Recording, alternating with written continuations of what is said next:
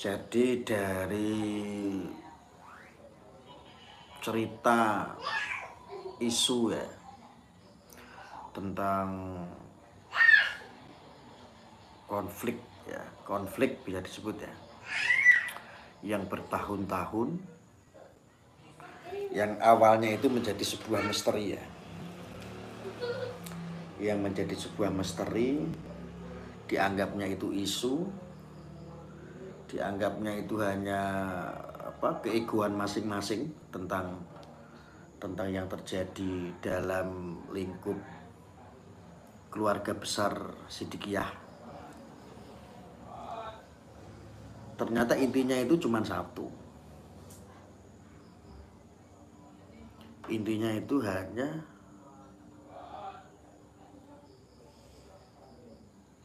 tergoda dengan harta, kekayaan. Jadi artinya dulu itu kalau saya profiling ya, ini hanya isu gitu. Setelah kita berusaha untuk masuk, untuk hadir di dalam suasana yang ada dalam Sidikiyah, tentu keluarga. Ya saya yakin sih ini sebuah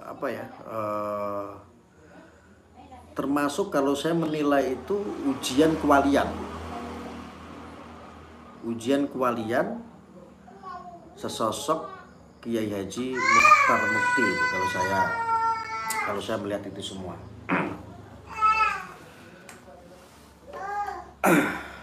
Sebentar ya.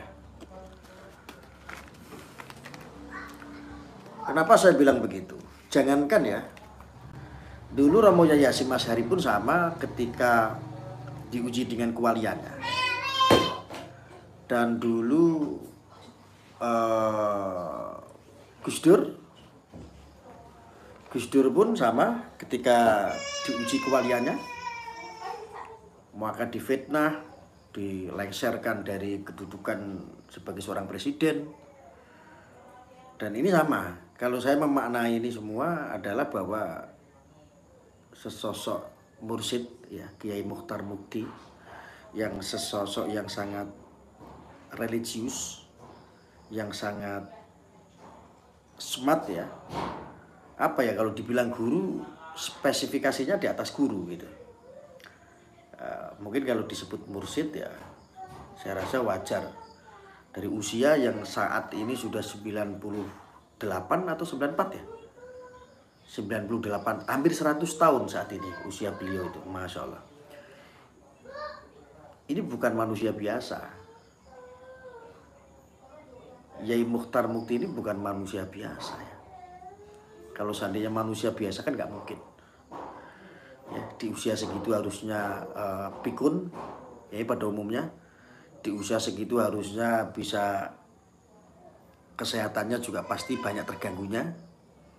Dan beliau sampai saat ini tetap sehat, walau menggunakan kursi ya, karena sedang sakit, karena kemarin waktu itu pernah ceritanya jatuh ya, entah jatuh atau kecelakaan, tak ada yang sengaja waktu itu mencelakai beliau.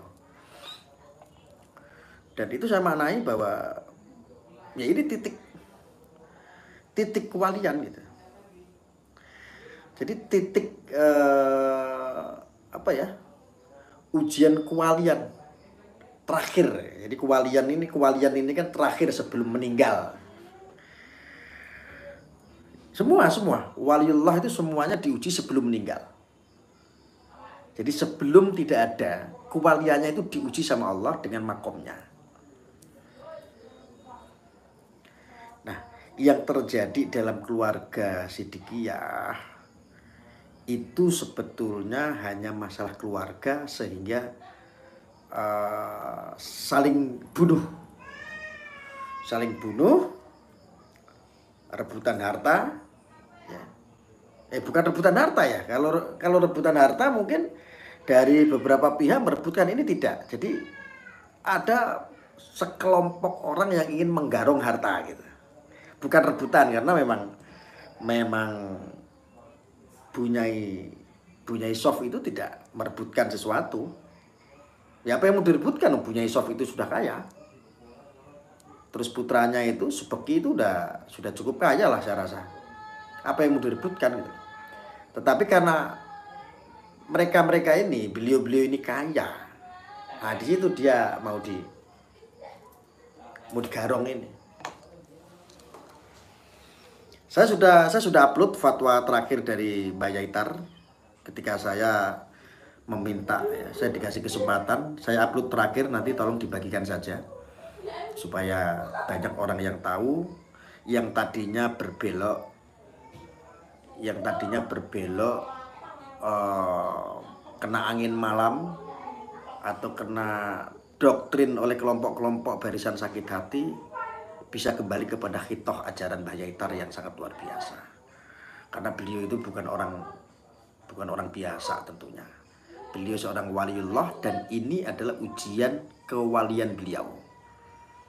Ya, ini adalah ujian kewalian beliau. Ya.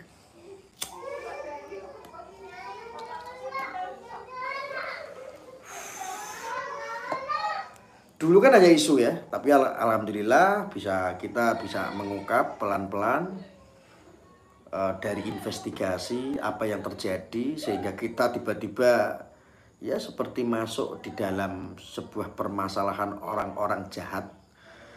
Ya, saya sangat simpatik sekali dengan apa yang terjadi kepada keluarga Mbak Yaitar ya. Wabil khususnya itu adalah subeki. Subeki ini adalah alat untuk ditumbalkan. Karena kalau saya boleh ngomong lancang sedikit ya, ketakutan Mbah Yaitar saat ini adalah ketika beliau tiba-tiba dipanggil sama Allah. Saat ini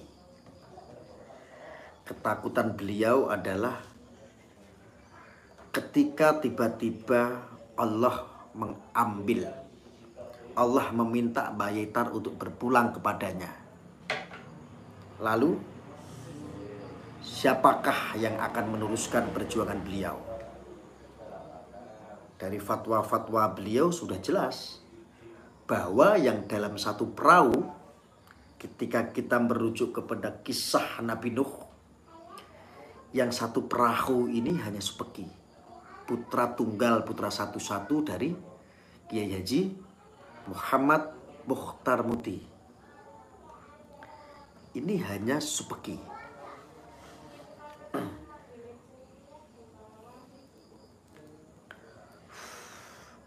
Maka sudah menjadi hal yang lazim ketika cerita ini hampir seperti film-film ya. Putra tunggal dikerubungi oleh putra-putra yang lain. Putra-putra yang lain yang tidak satu perahu. Karena mahkota itu tentu yang akan diserahkan itu sudah jelas. Ini fatwa langsung dari Mbah Yaitar ya. Ini bukan isu ya. Ini bukan katanya atau katanya, karena ini bukan rekaman, tetapi ini hasil investigasi dari hati ke hati ketika saya berbicara dengan sang mursyid ya kan. Ternyata hanya Gus Beki yang akan menggantikan. Makanya ketika ada orang-orang yang berniat untuk melakukan sebuah kejahatan ya, tidak ada pilihan lain. Bagaimana caranya subeki ini mati?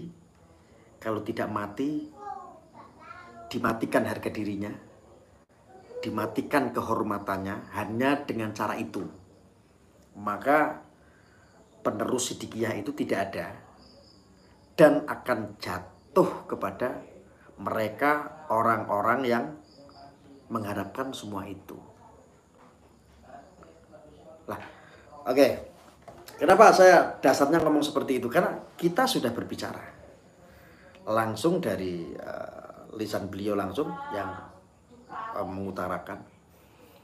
Jadi ada sebuah aset-aset ya. Tadinya saya pikir itu kan isu ya. Saya pikir tadinya itu kan isu. Hanya selentingan dari orang-orang sana dan sini yang merasa dekat dengan Mbah Yai atau mengakuisisi atau mengakui wiwi ya. Atau mengaku-aku. bukan ganti tapi penerus. Oh ya, sorry, bukan pengganti tapi penerus gitu ya. Penerusnya itu adalah Subeki. Jadi kenapa saya bilang seperti ini, saudara? Karena memang apa yang disampaikan terhadap Mbah Yaitar sendiri adalah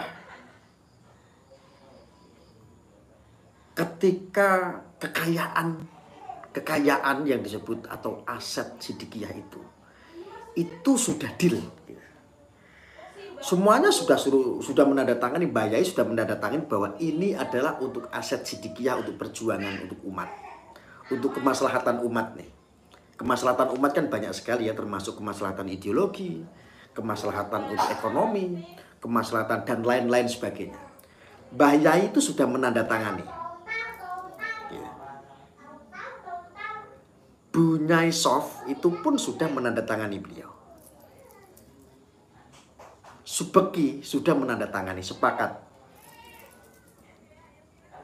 Jadi beliau, sang mursyid, ibunda atau Bunyai Sof, istri sang mursyid, putra tunggal dari Bunyai Sof, istri sang mursyid, Subeki, bertiga ini sudah menandatangani. Nah, ada beberapa putra yang saya tangkap dari apa yang disampaikan oleh Mbah Yai. Mereka tidak menginginkan itu, bahkan untuk datang saja tidak mau. Sampai nyuruh orang untuk datang untuk menandatangani pun tidak ditandatangani. Nah, lalu ada apa ini gitu? Jadi secara sederhana kan kok hanya Bunyai Sof dan Subeki yang mau menandatangani. Artinya kalau kita melihat dari perjuangan, memang yang lillahi ta'ala, yang ikhlas-ikhlasan ya, itu aset gak sedikit loh. Kalau diuangkan itu gak cuma miliaran loh. Artinya kesimpulannya, Bunyai Sof itu sudah lillahi ta'ala, untuk perjuangan untuk umat. Putranya Gus Beki itu pun sudah menandatangani. Deal tuh, sudah menandatangani. Artinya untuk kepentingan perjuangan Sidikiyah dan untuk kepentingan kemaslahatan umat. Real itu sudah terjadi. Ini yang mengatakan bukan saya ya. Kita ikut dengan apa yang disampaikan oleh Mbah Yaitar. Lalu hanya kelompok-kelompok yang sebelah sana yang mengaku sebagai keluarga tetapi tidak mengkeluargakan. Ini yang tidak mau. Makanya ini ada apa? Sehingga terjadilah 7 bulan 7 itu.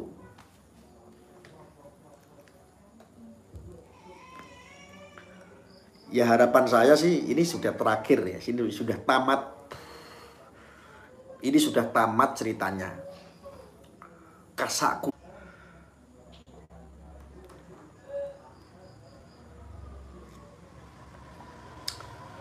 Ada, sudah lancar belum? Sinyal, sorry.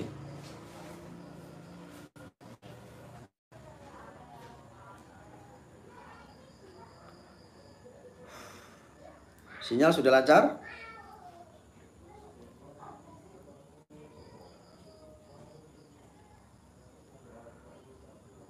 Halo, tes. Sudah. Sinyalku yang jelek.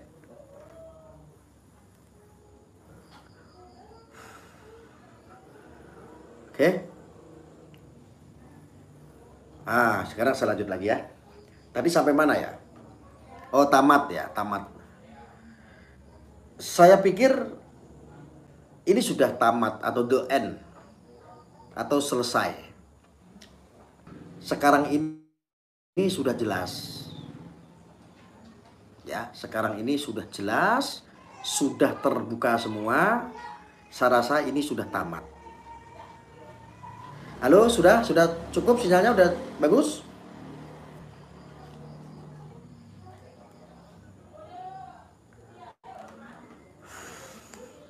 Udah cukup?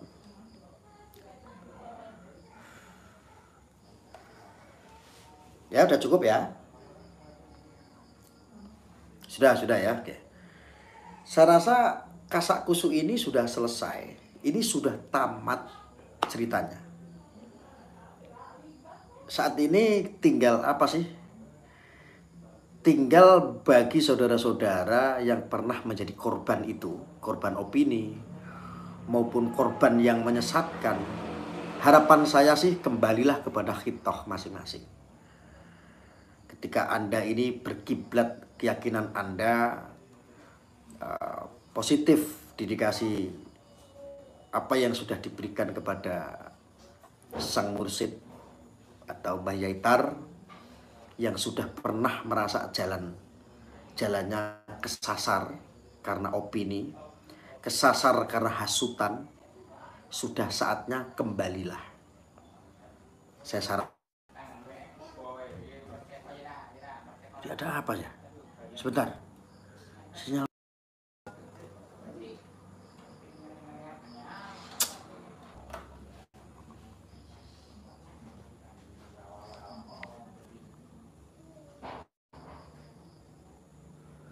Sebentar, sinyalku tuh bagus loh. Ada apa ya?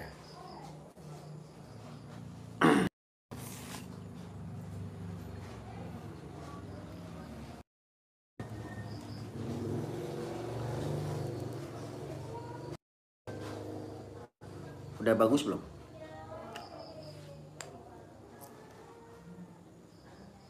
Aku tak nunggu sinyal dulu yang bagus karena hujan di sini. Udah bagus belum?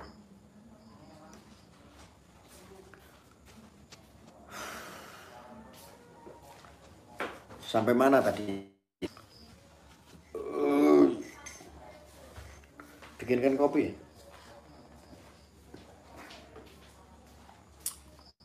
Sudah. Ya harapan saya sih kembali. Jadi jangan sampai Anda bertahun-tahun, bahkan ketika ada alumni ataupun santri, ya saya hanya mengingatkan aja untuk yang baik-baik. Ada alumni maupun santri yang sudah mengenyam ilmu dari Mbah Yaitar selama bertahun-tahun, bahkan berpuluh-puluh tahun kok bisa tersesat. Ya, maka saya sarankan segera kembalilah. Mbah Yaitar itu ibarat padang tanpa lampu, wangi tanpa kembang. Seorang kiai, seorang mursyid itu adalah penerang. Bayangkan jika engkau lepas dari lampu itu, dari penerang itu, maka kamu akan gelap, gitu loh. Akan tersesat.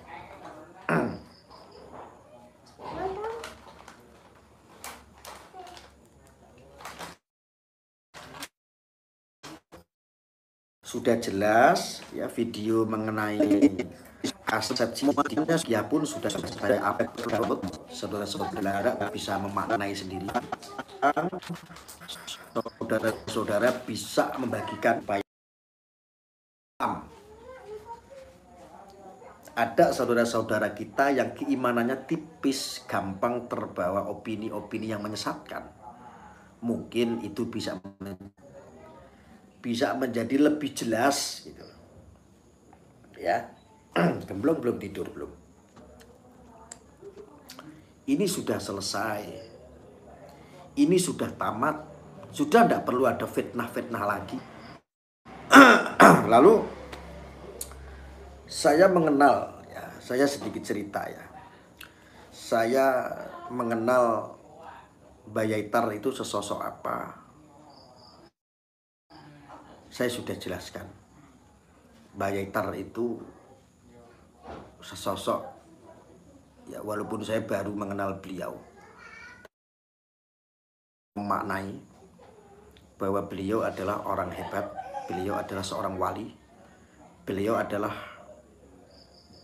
saksi sejarah, beliau adalah manusia yang dipilih sama Allah. Jadi Kiai Mukhtar Muti itu adalah sesosok manusia yang mungkin ya, wallahu alam shawab, yang mungkin memang dipilih sama Allah.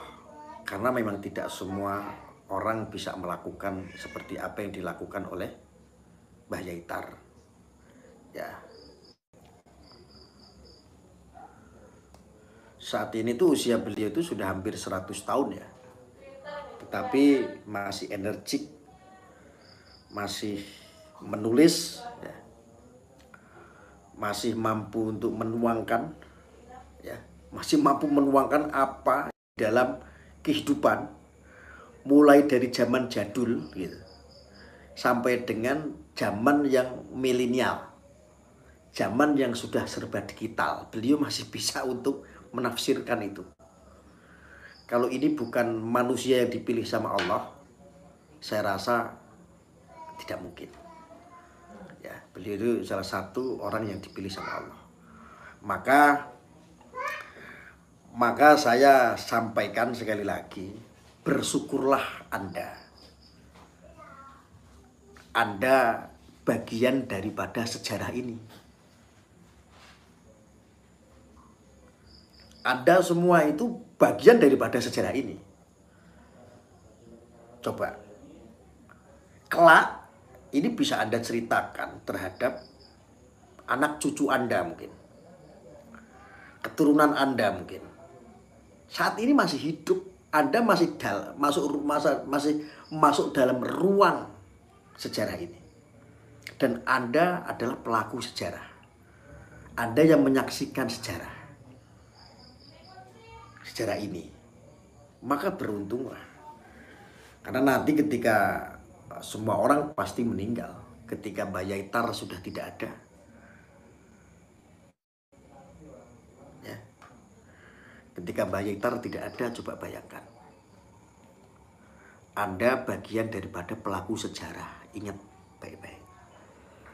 Lah, Anda menjadi salah satu pelaku sejarah di Sidikiyah ini. Pelaku sejarah yang sejarah Anda tersesat atau lurus. Jangan Anda menjadi bagian daripada sejarah ini yang tersesat. Saya ingatkan.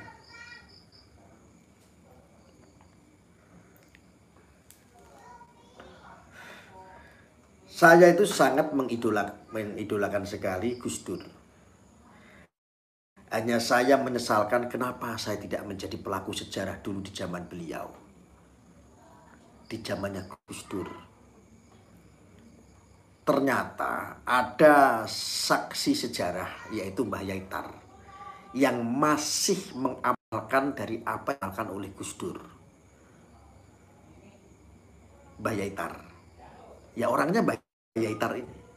Dan ternyata alhamdulillahnya saya bukan orang Sidikiyah. Saya bukan orang yang terbaiat Sidikiyah. Tetapi saya memaknai bahwa saya bersyukur gitu loh. Saya masih menjamani. Saya masih menjadi pelaku sejarah. Beliau masih hidup dan masih ada, dan saya bisa dipertemukan dengan beliau. Saya bisa bercakap-cakap dengan beliau. Ini sesuatu yang sangat luar biasa.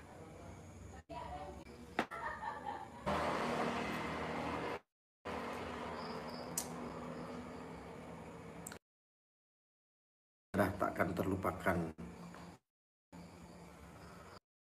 Sinyalnya kok muter-muter ya. Duh, saya jadi nggak nyaman nih bicara.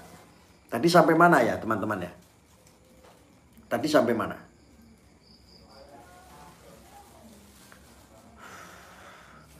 Coba ulangin. Sampai mana tadi yang terdengar sama saudara-saudara?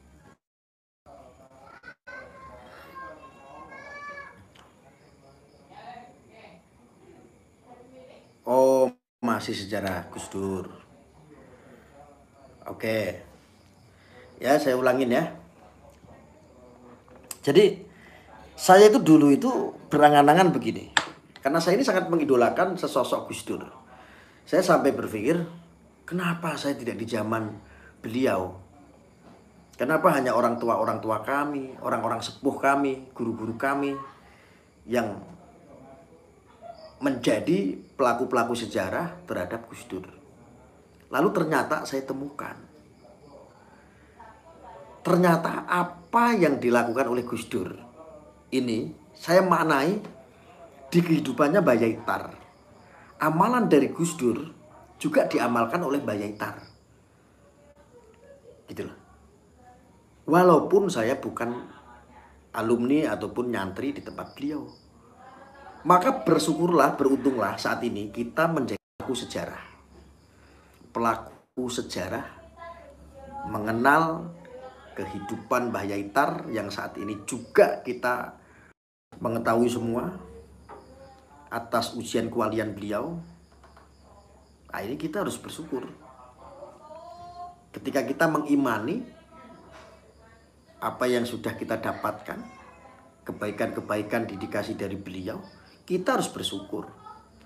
Maka banggalah saat ini Anda menjadi pelaku-pelaku sejarah. Lah, Anda ini menjadi pelaku sejarah yang mana dulu? Terhadap Sidikiyah dan Mbah Yaitar, sang mursyid.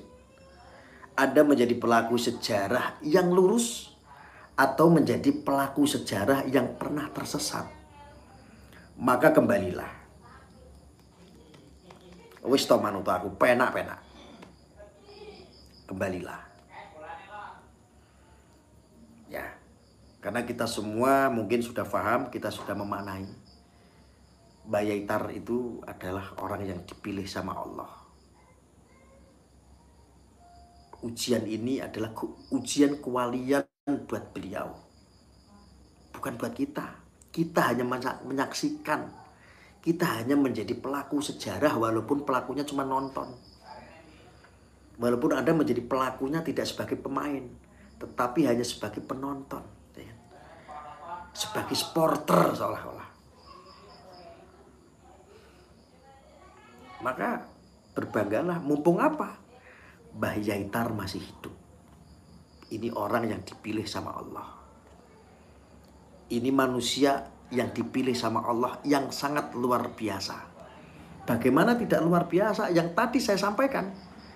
Dari mulai karakter jadul, kisah jadul, ilmu jadul, sampai detik ini ilmu yang serba digitalisasi.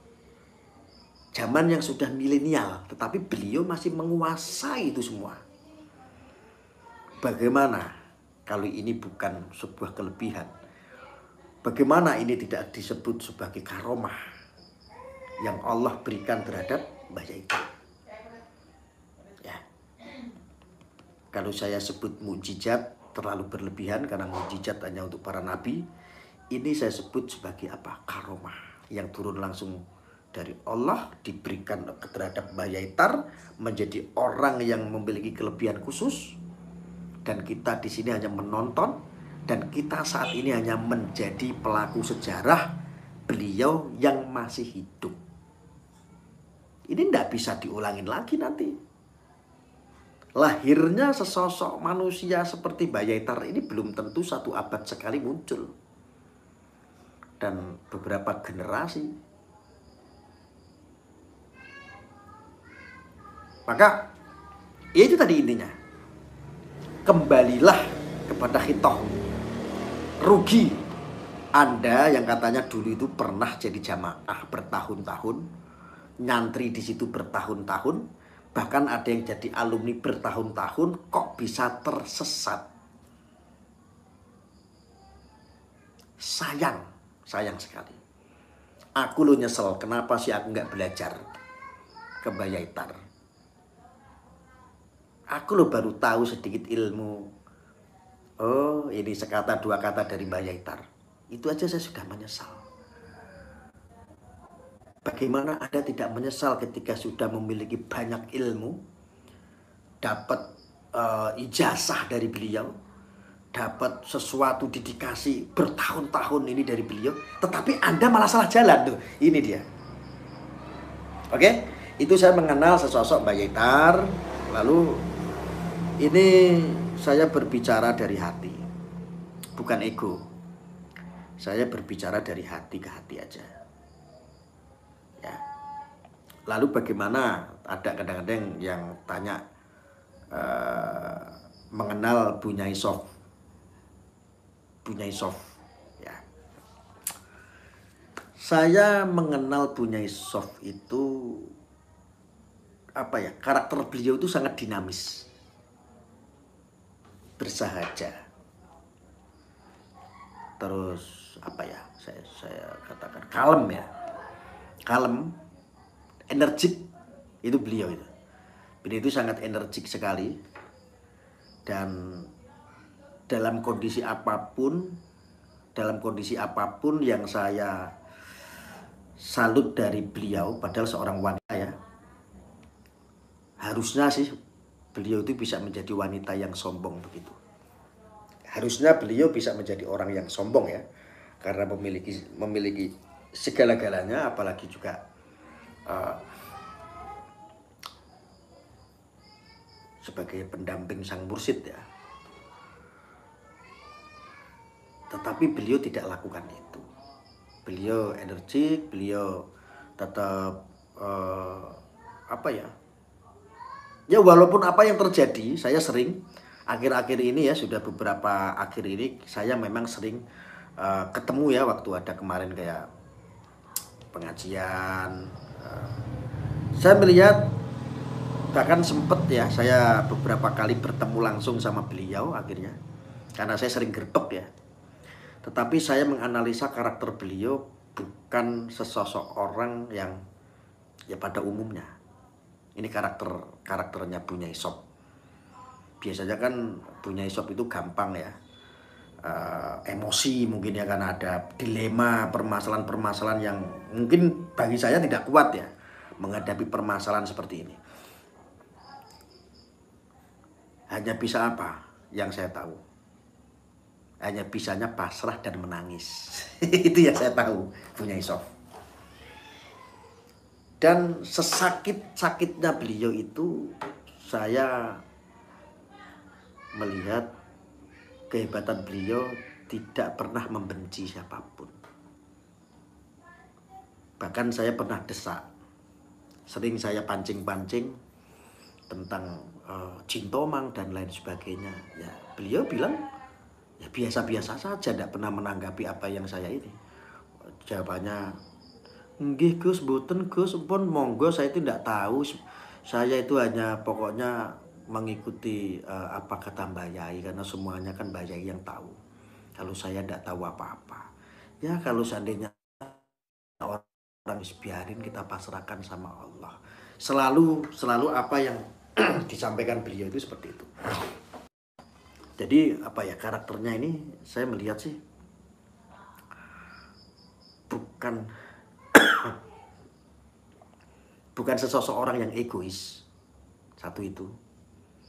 Bukan sesosok orang yang keras kepala, pendendam. Ya kayak gitu aja, biasa aja gitu. Kayak saya hampir nggak bisa menganalisa kalau punya itu. Ya seperti itulah yang saya tangkap ya. Yang saya tangkap sendiri seperti itu. Terus apa lagi ya? Ada nggak pertanyaan? Anda mau tanya apa? Mumpung saya mau closing, soalnya ini ceritanya ini sudah tamat gitu loh. Jadi Anda harus tahu semua gitu. Anda mau tanya apa pasti akan saya jawab. Sekitar keluarga beliau atau sekitar Sidikiyah yang saya ketahui, pasti saya akan jawab. Ya.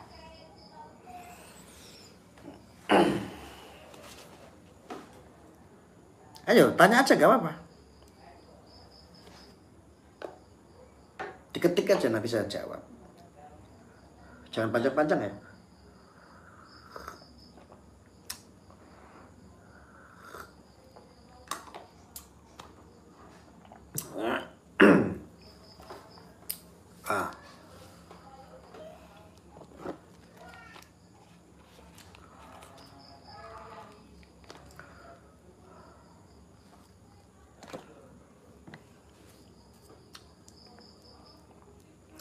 Jin Tomang apa anak Gustar?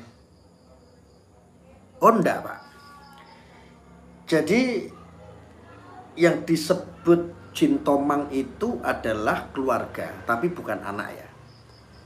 Keluarga. Yang dulu itu isunya sempat memposisikan sebagai seorang istri tua. Tapi kan faktanya tidak. Karena apa? Kita melihatkan secara administrasi. Nah, gitu Pak Nagoya.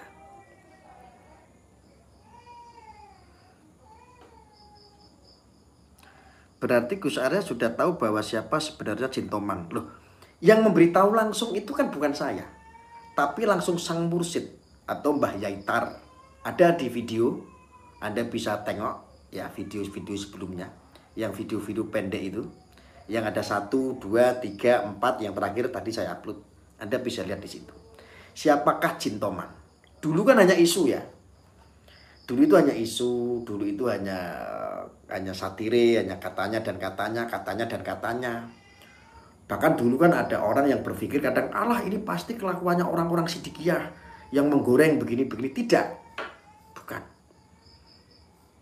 Ini yang mengatakan langsung adalah Mbah Yaitar, sang mursyid langsung.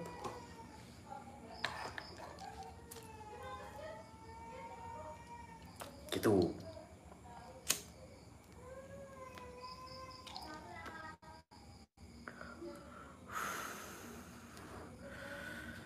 Ya Anda bisa lihat videonya lah ya. Saya nggak mau menyebutkan nama di sini. Siapa Jin Tomang karena langsung dari sang mursyid yang menyampaikan. Ya. Keputusan pengadilan finalnya kapan Gus? Mudah-mudahan November sudah selesai.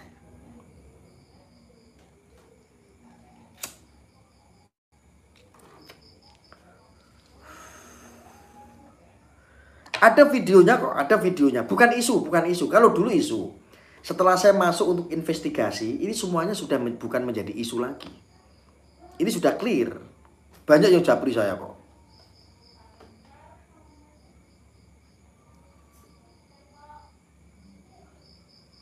Sidikiyah apa juga mengajarkan hakikat makrifat Gus? Waduh, saya tidak tahu.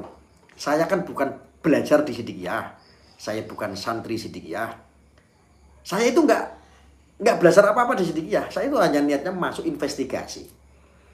Karena ini kasus sangat bukan kasus murni. Anggapan saya bukan kasus murni gitu loh. Rame-rame itu kan aneh sekali ya. Mosok geruduk satu orang saja kok nggak mampu, bahkan seperti nangkep teroris. Makanya kan saya bertanya-tanya. Aku wis eruh Gus Jin Tomang mergo aku wong Losari Ploso Jombang. Oh gitu. Ya. Saya tidak tahu, saya hanya sedikit belajar dari apa yang tidak disampaikan. Jadi saya itu bisa belajar di Sidikiyah itu tidak dari yang tersurat, tidak, tetapi dari yang tersirat. Bukan dari yang tersurat. Saya belajar dari yang tersirat. Yang tersirat itu apa? Ya itu ada monumen-monumen Pancasila, monumen Hubul Waton Minal Iman. Ini kan tersirat semua nih. Berbentuk dohirnya itu seperti patung-patung itu, bukan berholo-berholo, bukan. Jadi patung-patung monumen Pancasila kayak begitu tuh, kayak Garuda besar, itu kan tersirat itu. Saya belajar bahwa memaknai, oh ternyata satu-satunya torekoh Sidikiyah yang asli Indonesia. Loh, bangga nggak? Harusnya Anda bangga. Satu-satunya loh.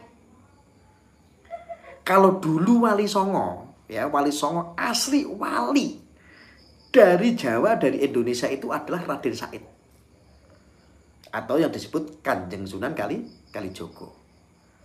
Dan torekot ini, torekot Sidikiyah ini adalah satu-satunya torekot yang asli dari Indonesia. Asli.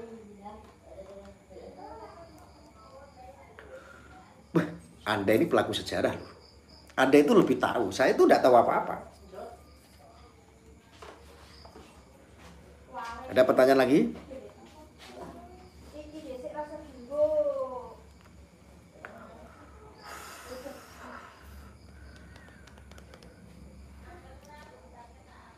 Sangat bangga. Okay. Lawang aja aku nyesel kok. Aku kalau nyantri katakanlah 10 tahun atau 20 tahun di Sidikiyah, mungkin saya sudah menjadi pelaku yang lebih daripada ini. Sayangnya kan saya tidak berilmu. Saya tidak mendapatkan apa-apa dari Sidikiyah. Hanya mendapatkan ya yang tersirat sedikit-sedikit ketika saya masuk kemarin. Nasabnya Mbak Yaikus barangkali tahu. Saya tidak tahu. Tetapi ada makom yang di hall, ada haulnya setiap ini ya, ada haul. Bobo, aduh ya Allah Gusti. Sana. Gemblong lho senengane kok. Ya.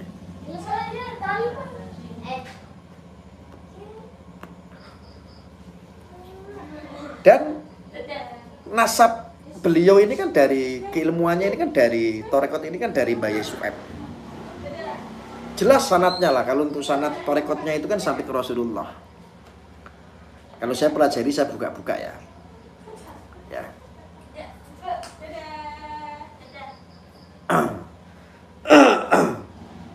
Kalau keturunan beliau itu keturunan ulama, ya ulama sepuh.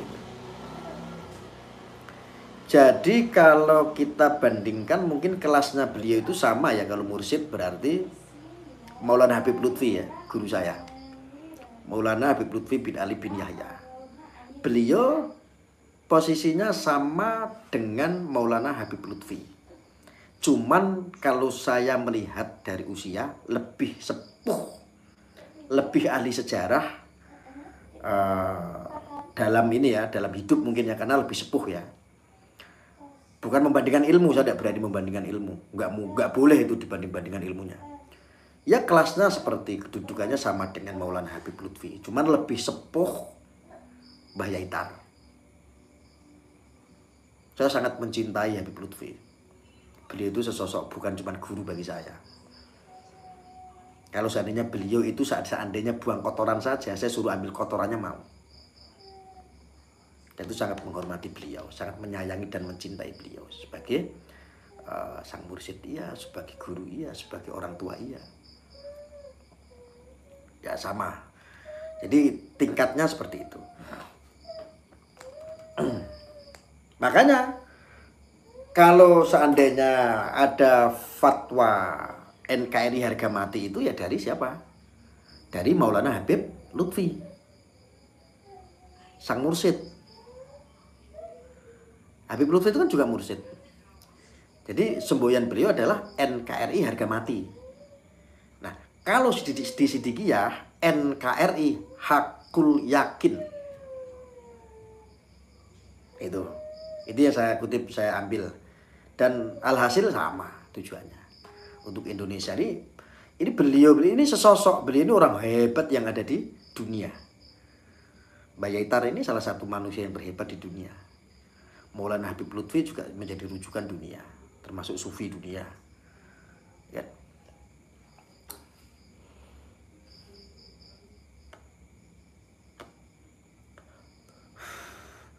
Ayo, mau tanya apa lagi?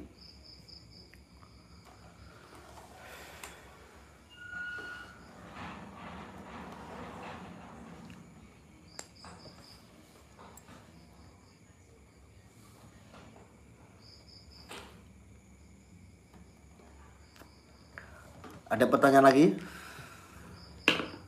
mengenai kasus Sidikiyah, seputar keluarga Sidikiyah? Karena ini sudah closing, sudah the end, sudah tamat.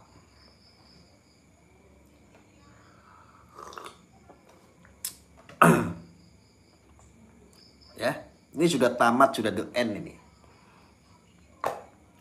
Jadi saya sudah uraikan semua. Mulai dari A sampai dengan Z. Dari yang tidak terlihat sampai yang sudah terlihat. Kita sudah berusaha untuk membukakan. Mudah-mudahan ini menjadi manfaat. Dan saya meyakini Anda semua adalah saksi sejarah. Anda semua adalah pelaku sejarah di sini. Maka saya himbau ketika Anda menjadi pelaku sejarah dan saksi sejarah sang mursyid Sidikiyah ataupun apa yang sudah terjadi yang ramai saat ini, bersyukurlah. Cuman harapan saya adalah menjadilah saksi sejarah, pelaku sejarah yang tidak tersesat. Anda ini pelaku sejarah loh. Ada beberapa yang japri saya, mungkin saya katakan Anda tersesat.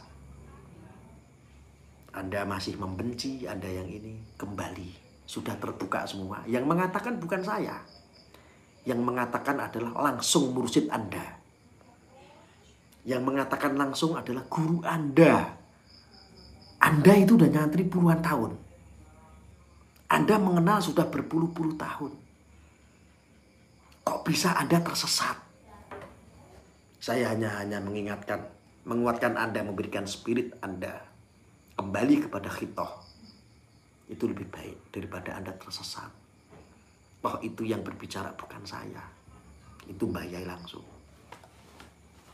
Toh yang berbicara bukan orang Sidikiyah. Saya ini bukan orang Sidikiyah, saya ini orang luar. Hanya kebetulan mung Darmo lewat. Wis to manut aku penak-penak.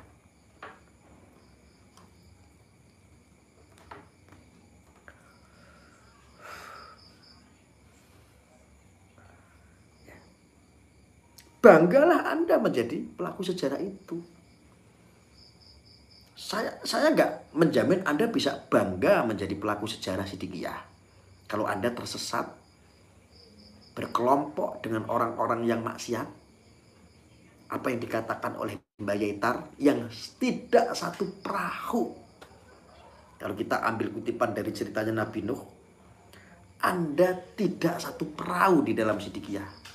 Tetapi Anda malah menentang itu semua. Anda akan hanyut. Anda akan ditenggelamkan sama Allah.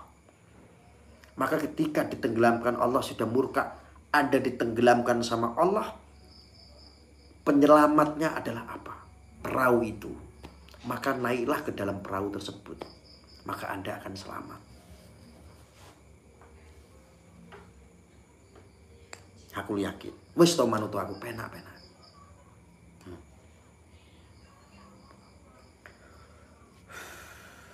Nah, lalu skema, oke ya, ada yang nanya tadi untuk skema motifnya seperti apa. Jadi begini. Ini motif pendek, saya ceritakan singkatnya saja. Terjadi goro-goro, fitnah isu tentang pencabulan dan lain sebagainya ini tidak ada. Saya bilang seperti ini dasarnya dari mana? Fakta persidangan. Tetapi kan ini kasus sudah lama, isunya kan dari tahun 2016. Ya. Dari dulu isunya memang itu terus, supaya apa? 3 orang ini harus habis. Ya. Yang pertama yang harus dihabisi adalah, yang pertama nih ya, adalah Bunyaisov. Ini harus dihabisi Bunyaisov.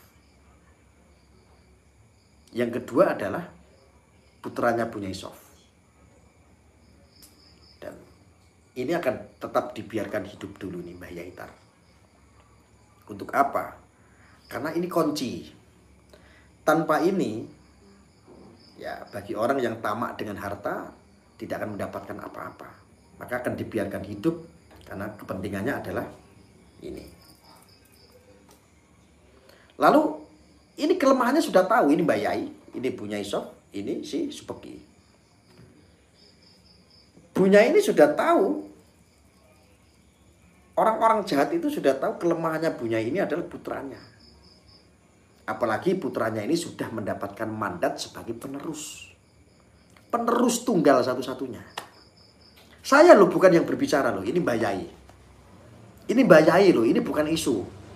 Ini bukan rekaman yang seolah-olah ada sosok yang ingin dinisbatkan untuk menjadi penerus, tidak. Ini Mbah Yai yang berbicara langsung. Ini fatwa Mbah Yai langsung loh ya. Jadi sudah tahu kelemahan Bunyaisov ini adalah putranya, putra tunggalnya. Maka yang dihabisi yang pertama adalah siapa? Subeki. Karena Subeki dianggap menjadi benalu. Yang menghalang-halangi karena apa? Yang dipromosikan, yang meneruskan nanti panglimanya ini adalah Subeki ini. Maka mau tidak mau Subeki ini harus disingkirkan. Ini harus disingkirkan Subeki. Kalau dia tidak dibunuh nyawanya, orang tersebut akan membunuh karakternya. orang tersebut akan membunuh harga dirinya, membunuh kehormatannya, apapun caranya. Nah, maka isu itu dicuapkan itu dari tahun 2018. Bahkan jauh-jauh kok, sudah dari kecil. Waktu Subeki atau Gus Beki ini belum menikah. Masih muda-mudanya. Masih memiliki kisah cinta-cintaan terhadap wanita-wanita lain. Wajar dong. Itu hal yang lazim lah. Udah pada umumnya lah orang mencintai orang. Orang suka dengan orang. Akhirnya ada sekelompok orang-orang yang gagal, nggak jodoh, nggak menikah sama Gus Beki. Akhirnya disetting oleh kelompok-kelompok yang berniat jahat. Jadi ceritanya itu sudah hampir kayak di film-film begitu, di sinetron. Kekejaman ini terjadi dan ini adalah nyata, dunia nyata ini, bukan film. Maka yang akan dihabisi itu siapa saat ini? Subeki. Dan Sidikiyah itu harus hancur kemarin. Harusnya Sidikiyah itu hancur kemarin. Harusnya sudah tutup. Asal saudara-saudara tahu. Nah, kemenangan Anda semua adalah saat ini Sidikiyah tidak jadi hancur. Kekalahan buat mereka. Ya. Nah, Subeki ini hanya dijadikan tumbal saat ini. Jadi bagi Anda yang percaya berita-berita miring itu, Anda saat ini yang tadinya kan seujon ya. Wah, ternyata ya orang-orang yang saya idamkan, orang-orang yang saya ikuti kayak Gus Beki ini ternyata dia mencabuli santri, ternyata dia seorang predator. Sekarang sudah terjawab. Terjawab dari mana? Fakta persidangan. Bukti tidak ada. Saksi tidak ada.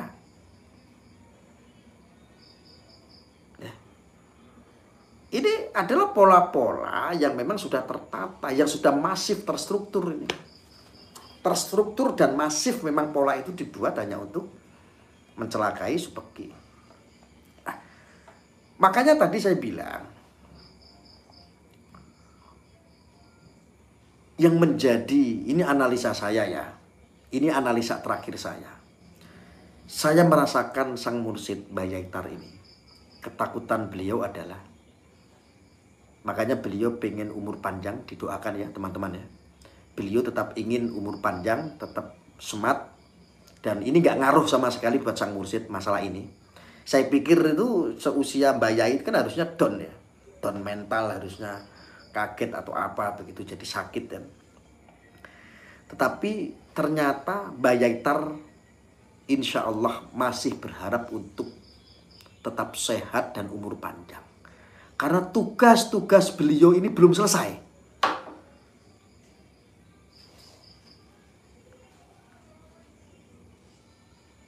Tugas beliau ini belum selesai. Bayangkan bagaimana mau selesai. Kalau tiba-tiba seandainya Mbak Yaitar suruh kembali sama Allah. Dipanggil sama Allah. Saat ini yang meneruskan siapa? Sedangkan Gus Beki ada di dalam, yang saat ini diuji, ditumbalkan. Bayangkan.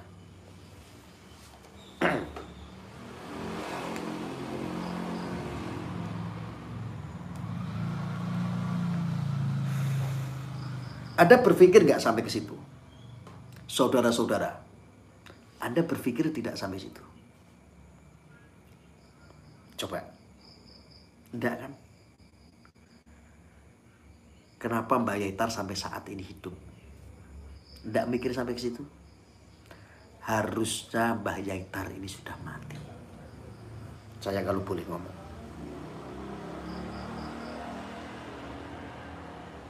Harusnya Mbak Yaitar ini sudah mati. Dengan segala ujian, cobaan, lazimnya manusia biasa. Harusnya sudah mati. Harusnya sudah mati. Siapa yang bilang? Saya yang bilang. Lazimnya kalau Mbak Yaitar ini orang-orang seperti kita, orang biasa. Mbak Yai harusnya sudah mati, teman-teman. Lalu kenapa Mbak Yaitar kok masih hidup sampai sekarang? Walaupun usianya hampir 100. Masih sehat.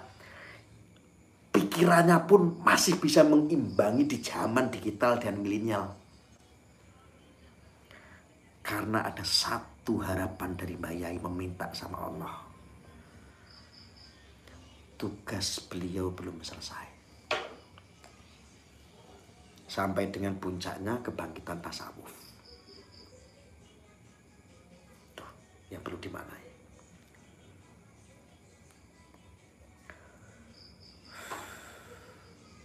Maka tetap doakan beliau supaya tetap energik, panjang umur, semangat sambil ketawa. Saya kalau melihat ketawanya beliau itu, waduh, seolah-olah langit yang tadinya mendung menjadi terang. Jadi beliau tuh sering ketawa kalau saya guyoni begitu. Mbak Yai, manut to manut Sidikiyah penak gitu. Manut Sidikiyah penak. Doakan. Lalu yang bikin panjang umur Mbak Yai itu apa? Jamaah.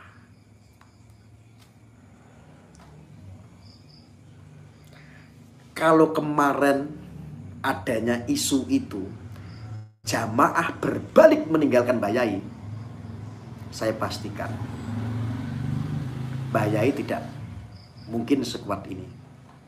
Nah, yang bikin Mbak Yai kuat itu salah satunya adalah tugasnya belum selesai.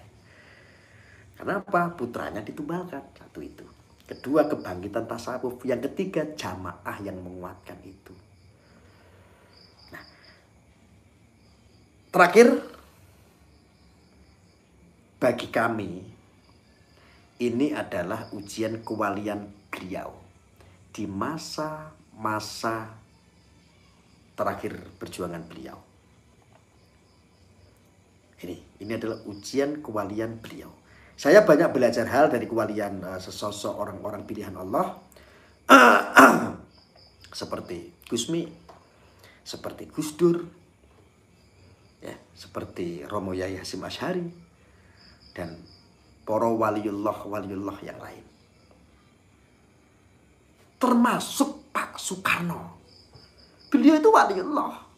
Pak Soekarno itu waliullah. Diuji kewalian beliau dengan apa? Sama halnya seperti apa yang dilakukan, apa yang telah dijalankan oleh Gus Dur. Dilengsarkan dari kedudukannya, difitnah.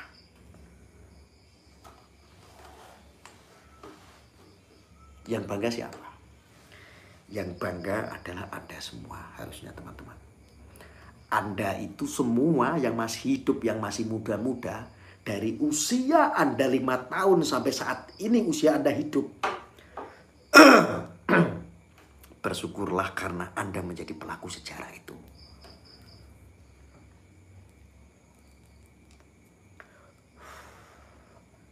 Fix. Bersyukurlah karena Anda menjadi pelaku-pelaku sejarah itu. Dari Sidikiyah. Dulu konon ceritanya rumah bambu. Sampai Sidikiyah menjadi kaya raya dan hartanya untuk syiar, untuk humanity, untuk kemanusiaan, untuk membangun program-program untuk Indonesia Raya. Anda adalah pelaku dan sejarah itu. Orang hebat nih. Aku ini baru kemarin, baru 3 bulan. Aku baru 3 bulan. Kalian sudah bertahun-tahun, 10 tahun, 20 tahun, Masya Allah. Kok ada orang yang tersesat hanya gara-gara opini ini? Anda berbelok, Anda menjadi orang yang rugi, Anda gulung tikar, Anda bangkrut ideologinya. Berarti Anda bangkrut otaknya.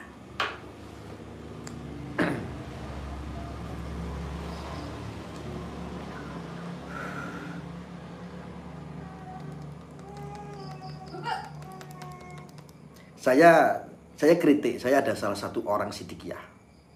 Ya, boleh saya sebut namanya. Ya. Saya sebut namanya ini di sini.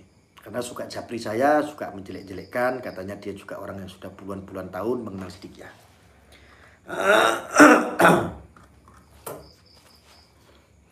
Buat Mas Har kembali. Terakhir saya bilang, saya sudah tidak mungkin japri-japri Anda lagi. Ya, untuk Mas Har kembali. Anda sebetulnya sudah tahu. Yang menyampaikan bukan saya.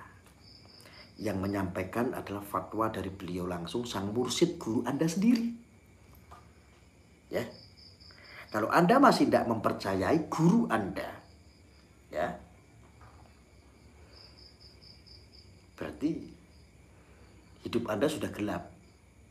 Anda tahu kalau kita orang Muslim, guru itu seperti apa? Seperti lampu. Guru itu seperti penerang. Padang tanpa lampu itu ya guru. Wangi tanpa kembang itu ya guru. Anda lebih mengenal gurumu, Mas Har. Berpuluh-puluh tahun Anda nyantri di situ. Katanya ada jamaah di situ katanya. Sekarang saya sampaikan, kembalilah. Kalau nggak kembali berarti otak Anda, Mas Har, bangkrut.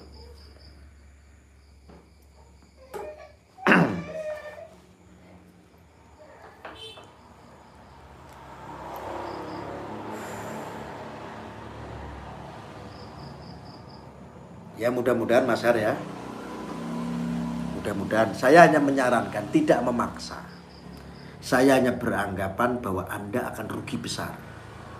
Wong Anda itu pelaku sejarah kok. Tetapi kok menjadi pelaku sejarah yang tersesat. Kan eman-eman gitu loh maksud saya. Eman-eman. Ya. Satu, kamu harus mengikuti Rasulullah. Yang kedua, kamu harus mengikuti seorang guru. Hanya dua itu.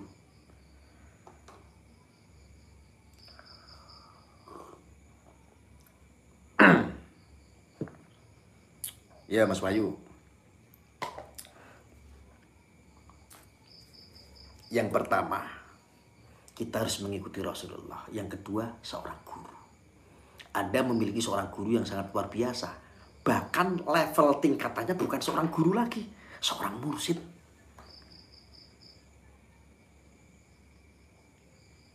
Anda meninggalkan guru Anda berarti sudah mematikan lampu itu. Wangi tanpa kembang itu juga seorang guru. Berarti Anda sudah tidak suka wangi-wangian lagi. Berarti Anda sudah menjadi seorang lalat. Seekor lalat.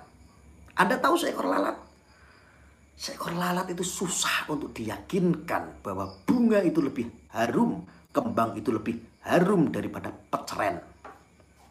Itu pesan saya buat sampean Mas Har, kembali saran saya. Anda mau terima, Anda mau benci, Anda mau tidak suka dengan saya, monggo. Saya orangnya seperti itu. Ya, karena bagi saya tidak butuh teman, saya tidak butuh CS-CSan, tidak butuh. Ya, tidak butuh. Kebutuhan saya ya menyuarakan apa yang sudah hak. Walaupun itu sakit, ya kita suarakan saja. Mbok pikir menyuarakan kebenaran tuh nggak sakit, nggak dicaci maki, nggak difitnah. Wah, Mas Har, kamu jadi saya sehari aja belum tentu bisa. Melawan arus, kau pikir nggak berat?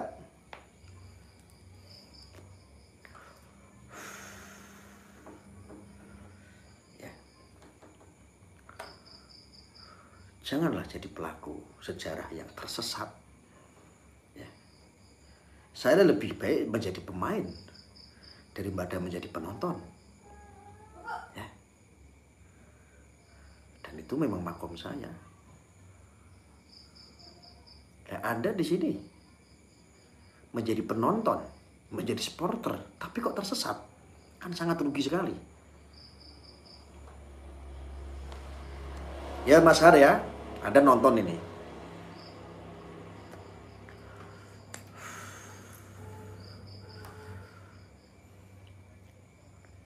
Oke, ada pertanyaan lagi? Itu sekilas tadi ya tentang Mbak Yai sudah, Bu Nyai Sof juga sudah. Tentang apa lagi pertanyaannya? Kalau nggak ada pertanyaan, saya akan tutup. Tapi kalau ada pertanyaan, saya akan berusaha untuk jawab. Silakan. Mas Har itu siapa Gus? Ya, Mas Haryono. Dia orang Sidikiyah. Ngomong ke saya sih orang Sidikiyah. Ya, katanya sih sudah puluhan tahun ya. Jadi jamaah atau santri ya. Saya tidak terlalu paham. Saya suka ngechat saya katanya. Ya. Ya. Tanya Gus Beki kapan bebas? Oke, saya jawab.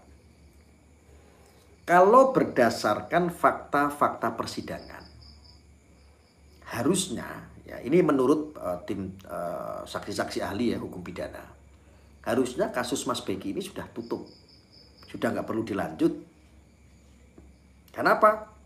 Fakta-fakta persidangan tidak ada pemerkosaan, tidak ada pencabulan, tidak ada. Tetapi ingat, sekali lagi ingat saudaraku, hukum itu buta. Apalagi ketika sudah ada yang mengatur itu semua. Kekuatan raksasa mengatur itu. Dugaan saya itu. Apapun bisa divonis. Ya.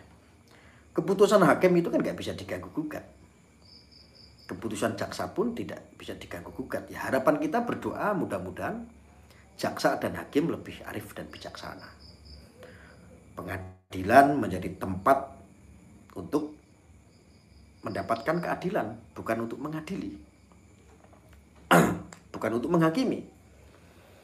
Tetapi untuk mendapatkan keadilan. Mudah-mudahan kita berdoa di situ.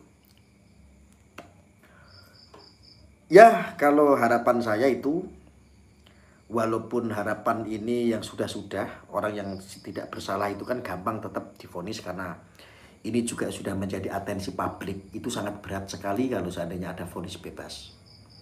Bagaimana ketika seandainya saya bukakan logika ya. Mau saya jelaskan di sini, tapi agak ekstrim. Tapi jangan ada yang baper ya. Nanti kalau ada yang baper saya dipanggil lagi, dikasih surat. Saya hanya menyampaikan apa adanya di sini. Mau saya jelaskan. Kenapa kok rasanya kayak berat sekali Gus Beki itu bebas. Walaupun tidak sesuai dengan fakta persidangan. Mau nggak saya jelasin? Oke. Yang pertama yang memberatkan adalah ini sudah menjadi atensi publik. Ini sudah menjadi atensi publik. Yang kedua, ini ada kaitan dengan bintang 2. Yang Bapak Jenderal mohon maaf jangan baper ya Pak ya. Saya nggak menyebut nama Anda kok. Ini ada keterkaitan dengan bintang 2. Bagaimana kalau seandainya tiba-tiba berdasarkan fakta hukum memang fakta persidangan Subeki ini tidak salah. Tetapi hakim tiba-tiba vonis tak berdasarkan fakta-fakta persidangan tidak terbukti Subeki bebas. Glotak. Bagaimana nasibnya ini? Pengadilan, jaksa, yang nyidik semuanya. Apalagi bagaimana? Tambah ruwet nggak? Kau pikir nggak kekuatan besar? Sambo itu bintangnya berapa? Besar tidak pengaruhnya? Ini yang kadang-kadang saya tidak utarakan kepada teman-teman. Tapi malam ini saya utarakan. Yang sudah-sudah sangat berat sekali. Sangat berat sekali teman-teman. Hanya menunggu keajaiban. Tapi mudah-mudahan apa yang kita inginkan terwujud. Yes, kita pasrah saja.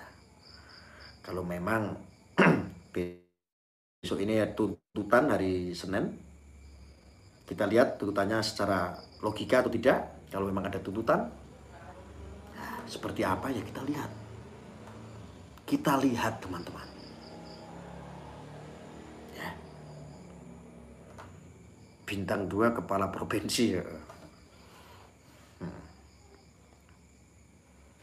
Masalahnya kan urusannya sama Pak RW, bukan Pak RT lagi. Ya, kita lihat itu.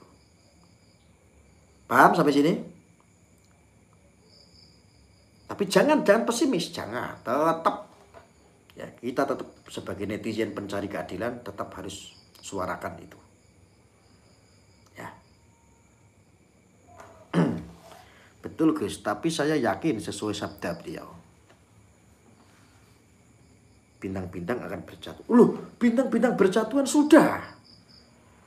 Bintang-bintang berjatuhan sudah terjadi. Semenjak ramainya Sidikiyah, besoknya sudah bintang-bintang berjatuhan. Kenapa bintang-bintang itu berjatuhan? Kualat, masa matahari mau digulung?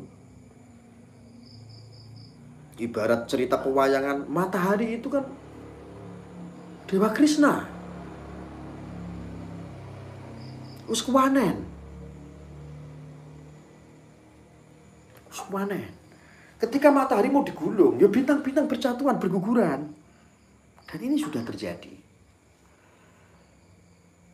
Ya, Pak RW pun sudah diingatkan. Terjadi hakim yang ditangkap OTT, Hakim Agung kena OTT.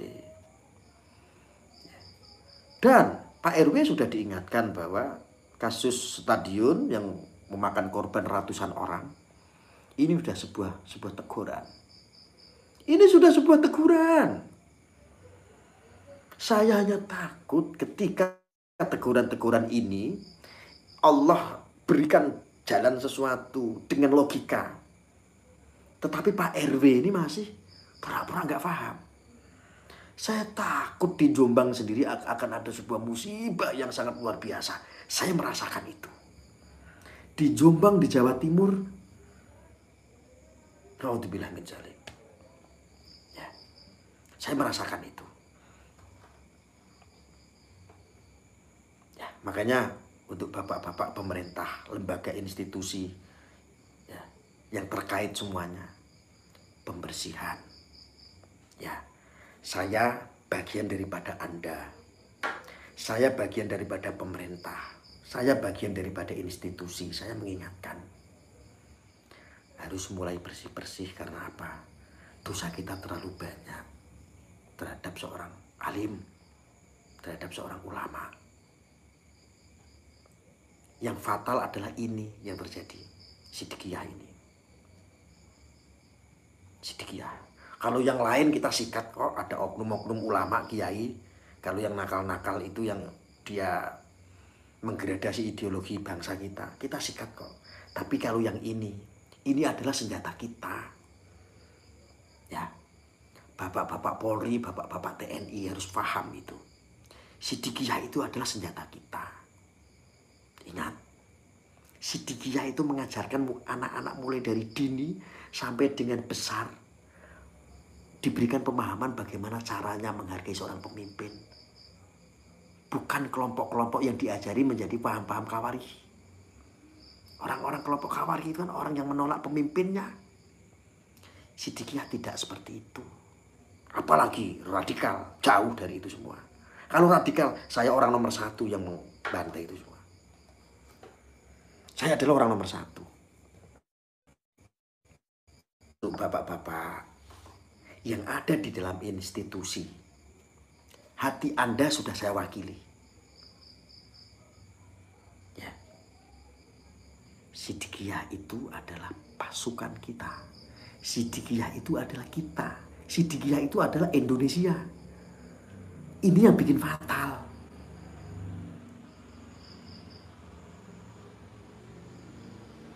Bapak Jenderal harus tahu itu. Kepala saya taruhannya. Saya taruhkan itu. Saya merinding ya. Saya merinding. Hati-hati. Anda bisa sikat khilafatul muslimin. Saya pelopor. Anda bubarkan organisasi-organisasi ekstrim. Saya menjadi pelopor. Saya tumbalkan diri saya. Walaupun taruhannya nyawa. Saya tidak punya pangkat seperti Anda. Tetapi Anda mengenal saya. Ya, saya korbankan nyawa saya. Kalau yang ini, yang Sidikiyah, jangan. Ini sama dengan senjata makan tuan. Percaya sama saya. Ini bapak-bapak jenderal yang saya hormati. Jangan. Jangan sampai. Ngeri. Ngeri sudah. Saya nggak bilang ini kutukan, ini kualat sama sedikit. Saya nggak bilang seperti itu. Tetapi apa kurang Allah memberikan cobaan di negeri kita ini. Yang akhir-akhir ini kok aneh.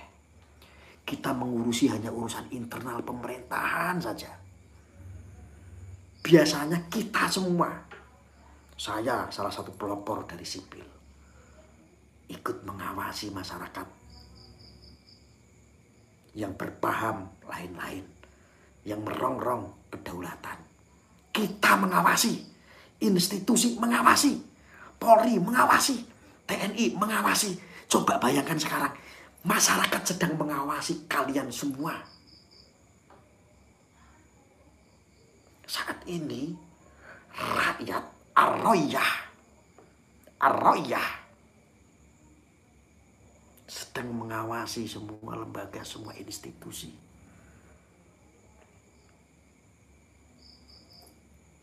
Gimana?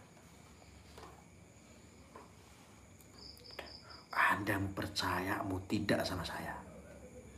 Ini yang terjadi. Saya tidak bilang ini kualat. Tidak.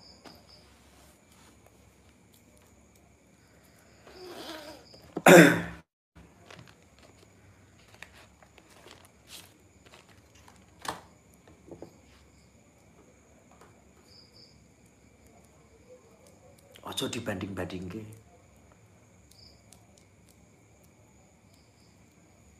Jangan. Berbicara Sidikiyah itu nggak hanya berbicara masalah agama, tapi berbicara masalah tauhid. Nggak cuma berbicara masalah tauhid, berbicara tentang bangsa.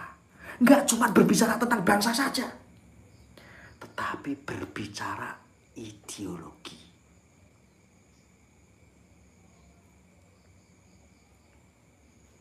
Paham Bapak Jenderal? Mohon maaf nih, saya cerita-cerita aja Pak, bukan nasihati. Berbicara Sidikiyah itu luas sekali. Bukan berbicara agama. Bukan. Ngapain kalau seandainya Sidikiyahnya berbicara agama, tetapi Sidikiyah ada PCTAI. Di situ orang-orang Sidikiyah semua ada yang agamanya Kristen. Di satu wadah PCTA. Kristen, Hindu, Buddha ada di dalam situ semua.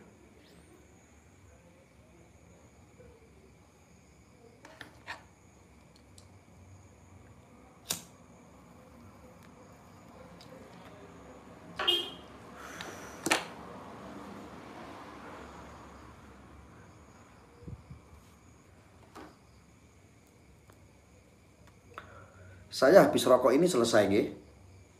Silakan yang mau tanya saya jawab. Ini sudah tamat, sudah selesai isu-isunya. Ya.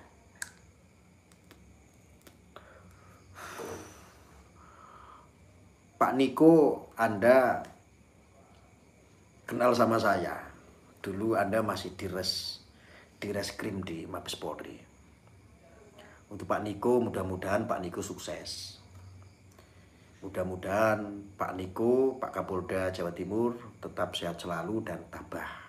Anda saat ini sedang banyak ujian, saya tahu. Ya, Anda mungkin ingat saya ya. Saya Arya. Yang saat itu ya ngobrol sama Anda. Waktu Anda masih di reskrim Mabes Polri.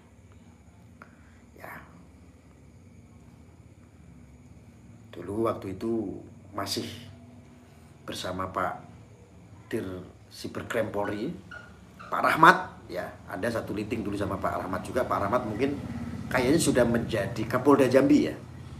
Sudah rolling ke Jambi ya, jadi Kapolda. Ya, yang sabar untuk Pak Niko, Bapak Kapolda Jawa Timur.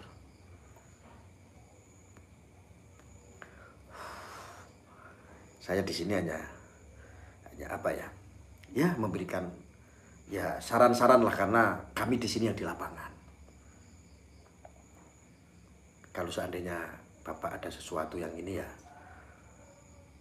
kalau berkenan ada waktu ya saya dipanggil gak apa-apa. Kita bisa diskusi, kita bisa ngobrol. Saya siap pokoknya untuk Pak Niko. Siap gerak. Nyawa Pak, nyawa.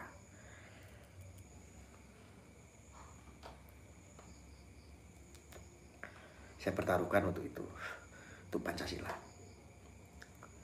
Saya hanya kemarin sempat seperti itu karena apa? Menghujam. Karena saya sakit hati.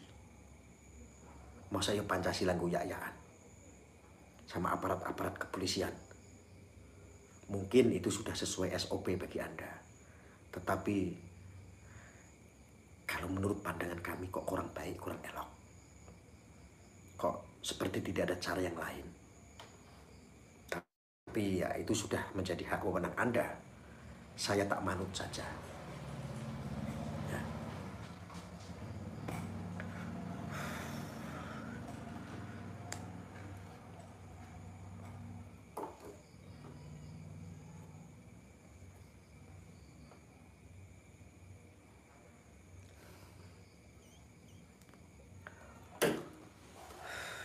Saya sendiri sudah lelah, Pak. Pengen pensiun juga saya.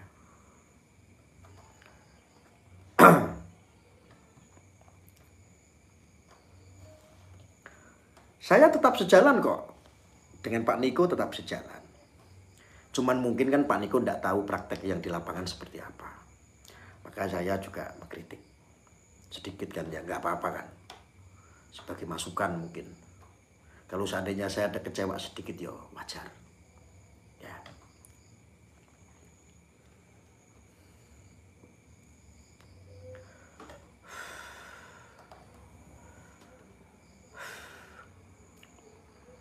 Tapi saya tetap apresiasi kok. Selama itu benar saya apresiasi. Cuman kan ini kan nggak elok. Ya setidaknya ngurusi sebegi terlalu kecil gitu loh maksud saya. Kalau seandainya dia betul melakukan sesuatu nggak imbang dengan apa yang diberikan Siddiqiyah terhadap bangsa kita, terhadap negara kita. Nah ini saya ngomong dari hati ke hati ini, barangkali nanti bapak-bapak dir nonton saya curhat seperti ini, mohon dimaklum. Ya Pak, saya dididik sama Jenderal Kancil untuk apa? Untuk mencintai bangsa ini. Untuk apa? Untuk mengawal. Untuk mengawal.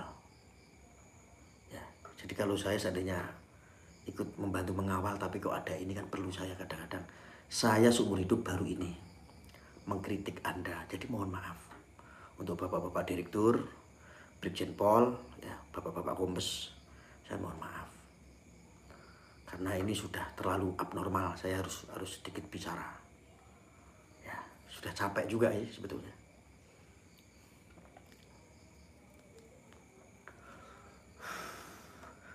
Saya juga imbas kok, saya kena imbas kok. Apa Anda pikir saya nggak kena imbas? Saya kena imbas. Cuma saya tidak mau cerita aja di sini.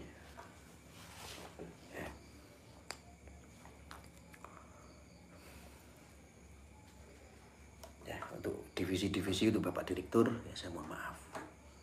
Saya memang perlu karena apa? Itu untuk kemaslahatan yang lebih luas. Saya berusaha untuk menguatkan. Supaya apa? Di dalam juga Anda tahu sendiri, Siddiqiyah, apa ada seperti ormas-ormas lainnya mengeluarkan massa perang, kumpul-kumpulin orang. Walau sebetulnya kalau Siddiqiyah mau,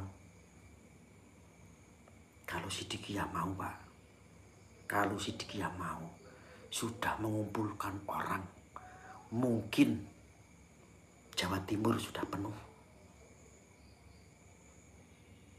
Jawa Timur itu sudah penuh, Pak. Saya berusaha karena saya tahu kesukaan Anda. Saya tahu kesukaan pemerintah, saya tahu.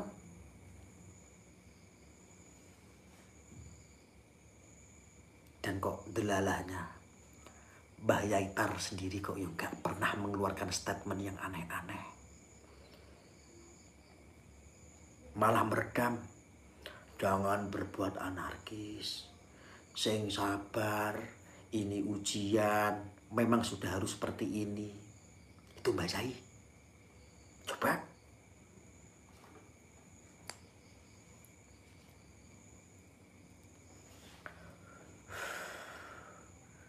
Satu sisi itu Bapak, terakhir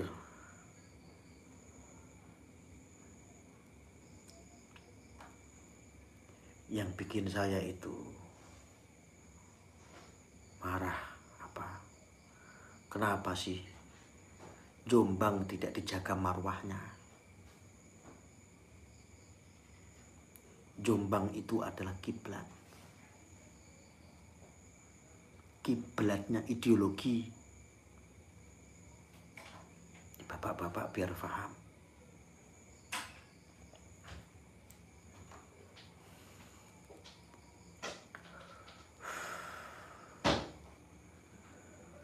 Jombang itu adalah pusatnya ideologi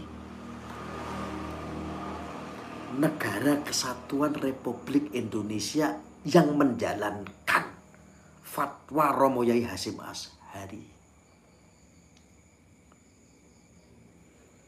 Dunia berkiblat di Indonesia di mana? Di Jombang.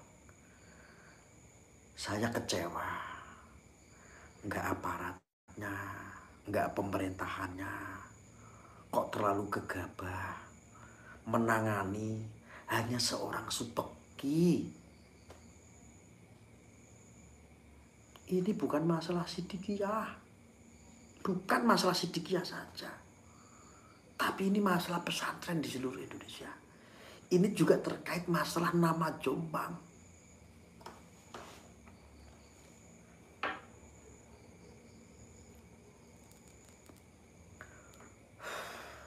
Harusnya kan kita lebih menjaga marwah Jombang.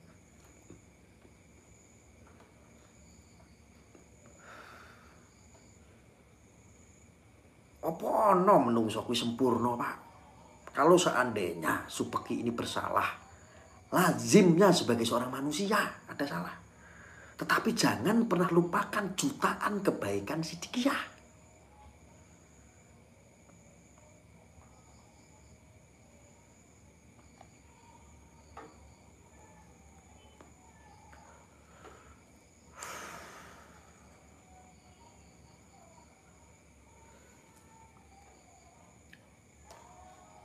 Jutaan kebaikan Sidikiyah membangun bangsa, membangun ideologi, membangun akhlak, membangun budi pekerti. Masa itu nggak bisa dihitung-hitung pakai matematika, Pak?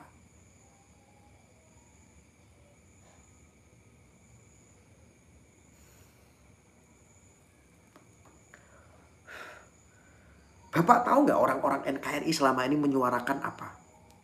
Ideologi yang asal usulnya dari Jombang. Ada tambak beras. Coba. Ada Sidikiyah.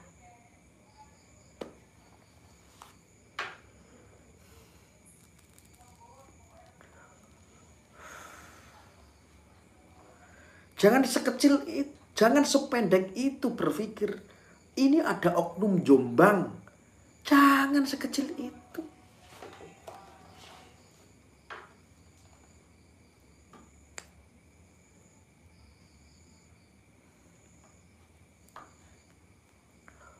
Inilah yang saya sangat sayangkan. Kenapa sih? Nggak pemerintahannya, nggak aparatnya, kok nggak bisa menjaga marwah Jombang?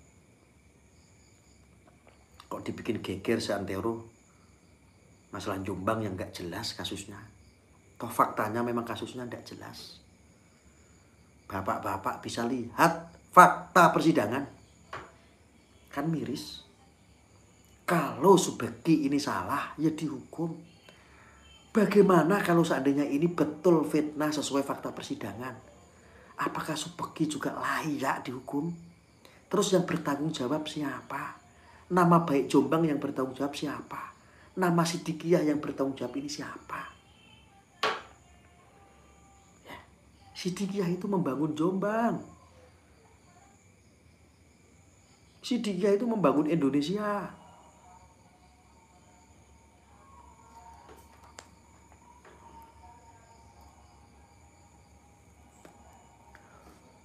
Wes mbah sak karep-karepmu, Pak. Aku ngomong cuman kuwi. Iki terakhir. Iki wis tamat ceritane. Mudah-mudahan Anda bisa lebih arif dan bijaksana. Bapak jaksa dan Bapak hakim, saya tidak bertanggung jawab lagi nanti. ketika jeritan-jeritan kami yang selalu mengawal Anda nggak dengarkan kami.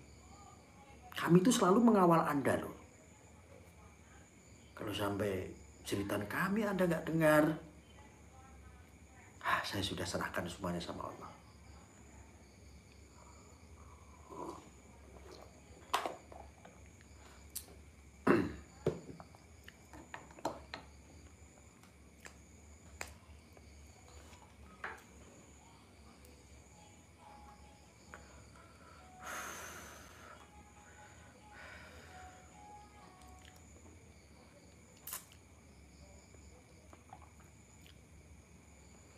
Tak merenung sebentar, aku kesel ngomong.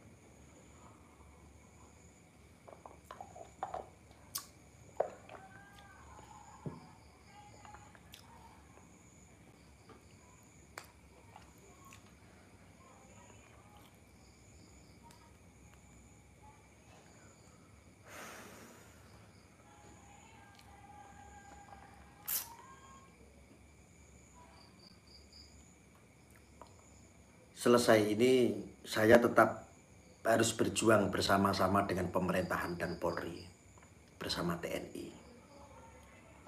Karena untuk menjaga kedaulatan ini, selain Polri dan TNI, kewajiban kita sebagai rakyat itu ya tetap mengawal. Tetap mengawal pemimpin yang sah. Siapapun presidennya kelak ya tetap kita kewajibannya untuk mengawal. Mau nanti yang jadi presiden Anies kah? Mau nanti yang jadi presiden Ganjar, kayak kewajiban kita sebagai rakyat itu yang mengawal. Kita jangan pernah, ya saya ingatkan, jangan pernah mau jadi gembel-gembel politik. Ya, kamu mau milih 1000 kali presiden juga tidak ada yang sempurna. Tidak ada yang bisa memuaskan hasrat Anda 100%, nggak ada. Karena berbicara menjadi seorang pemimpin kan berbicara kebijakan. Ketika kebijakan satu diambil, yang kedua pasti komplain. Itu udah hal yang dinamika. Biasa-biasa saja dan itu normatif. Maka lebihlah menjadi masyarakat yang cerdas. Ya. Jangan mau jadi gembel politik. Kalau Anda punya guru ya ikut sama guru. Jadi makmum itu paling enak kok. Ya lo yang salah guru kan, yang dosa guru. Kita makmum kan orang nggak tahu. Orang nggak tahu itu kan nggak berdosa. Ya.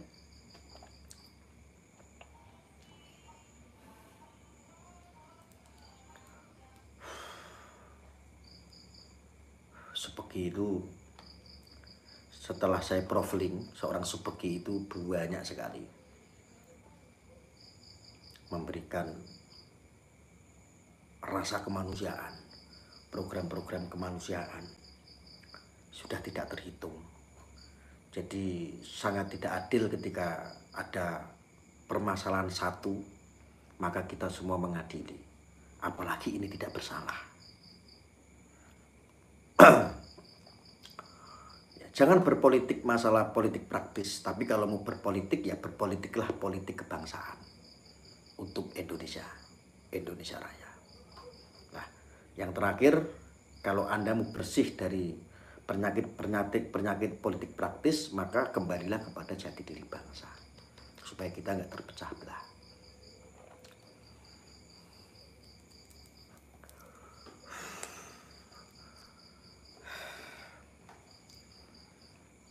Maka nanti juga saya akan dalam waktu nggak lama saya juga akan nanti mendirikan laskar, namanya Laskar Runcing, dan insya Allah juga pondok bambu runcing kan sudah mulai jadi. Mohon doanya untuk teman-teman nanti untuk laskar bambu runcing. Memang kita punya visi dan misi adalah untuk melawan para kelompok-kelompok intoleran, separatis, ideologi, ekstremis, radikalis. Kita akan bentuk itu. Kita akan membentuk tentara-tentara untuk pembela Islam moderat, insya Allah. Mohon doanya saja.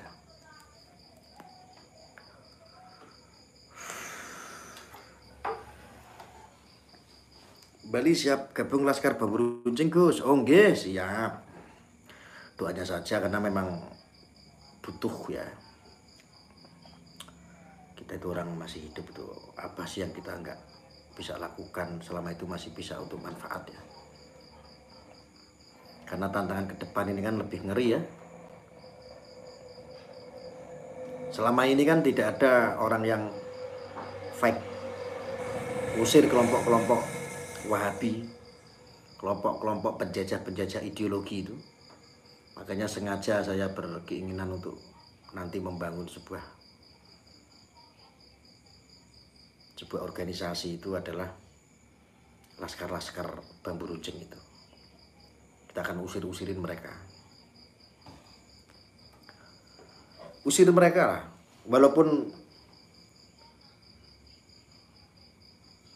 Walaupun belum diatur ya regulasinya kan, tetapi itu sudah dilarang oleh negara. Makanya kalau negara nggak berani usir ya kita yang usir. Caranya gimana Gus jadi laskar bambu runcing? Ya nanti saja nggih, soalnya ini baru mau. Kita mau selesaikan dulu pembangunan pondok ini, kurang sedikit lagi. Makanya juga harapan saya teman-teman untuk meringankan perjuangan saya. Ini sudah hampir selesai. Kalau ada teman-teman yang menyumbang 1 loncor bambu, atau ada yang ingin membantu semen atau pasir, diantar aja ke Pondok Bambu Runcing. Tempatnya di Talun, Kabupaten Pekalongan.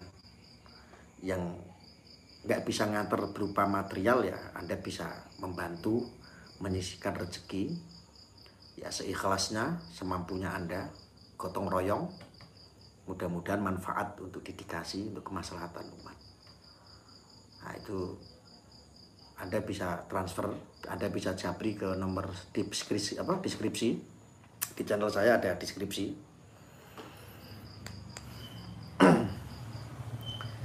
Di channel saya, di konten ini, di judul, Anda klik ada deskripsi, itu ada nomor WA saya. Anda yang mau ikut nyambung gotong royong, Anda bisa transfer di situ. Terserah lah, mau selonjor bambu tidak apa-apa. Saya berterima kasih banyak itu. Kemarin itu kita sudah alhamdulillah mengumpulkan dana itu untuk pembangunan, kebantu saya sekitar 109 juta. Alhamdulillah sekarang sudah 3 bangunan. Yang untuk 3 lantai juga sudah pembangunan tahap 2 lantai. Perluasan tanahnya pun sudah tambah lagi, sudah terbeli lagi tanahnya. Dan itu berkah dari bantuan teman-teman semua, jadi meringankan juga ya. Selebihnya pakai uang pribadi soalnya, karena kita ndak pakai proposal nyari-nyari sumbangan, pakai proposal ndak, jadi langsung dari netizen. Jadi beberapa teman-teman dari warga 10 juga ada yang bantu juga, alhamdulillah. Mudah-mudahan Allah yang akan balas dan mengalir keberkahan Pondok Bambu Runcing untuk kehidupan Anda semuanya. Amin Allahumma amin.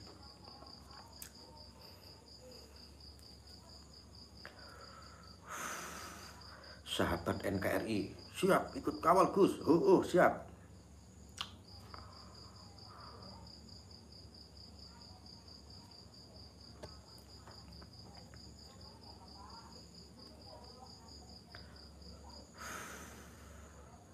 Sudah apa Pak Budi Martono?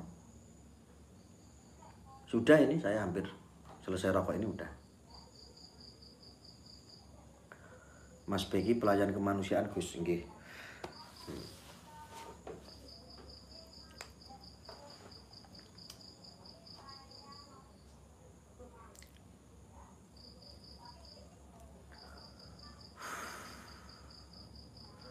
Rokokmu apa? Rokokku iki.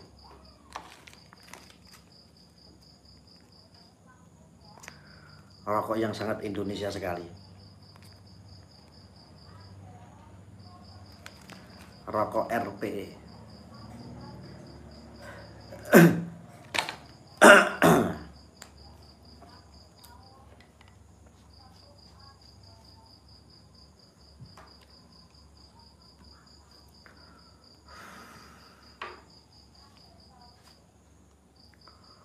Ojo pensiun Gus, perjuangan kita masih panjang. Oh iya.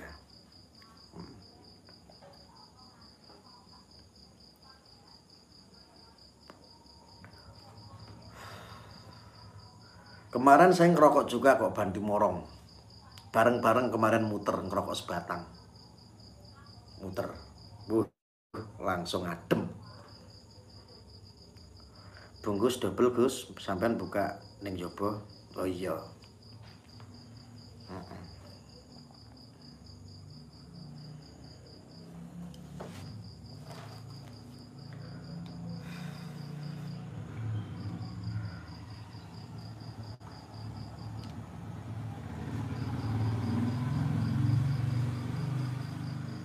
Nggih, ngoten nggih sementara.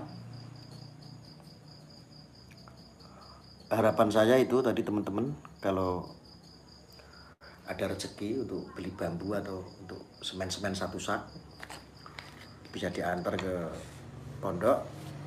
Yang mau transfer bisa japri ke batuannya, bisa japri ke ini, ke nomor WA. Nomor saya ada di deskripsi. Nanti langsung WA saja, mudah-mudahan bantuan Anda bermanfaat.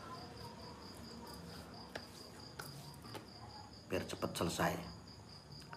Saya akhiri dulu, terima kasih sudah menemani. Pokoknya tetap istiqomah dalam perjuangan. Jangan pernah takut dan jangan pernah mau ditakut-takuti. Nggih. Ngoten mawon.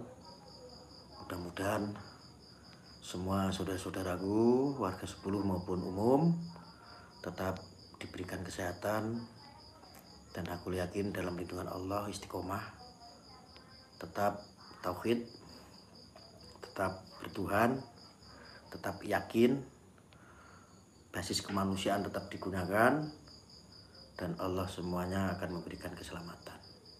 Rabbana atina fid dunya hasanah wa fil akhirati hasanah wa qina adzabannar. Assalamualaikum warahmatullahi wabarakatuh.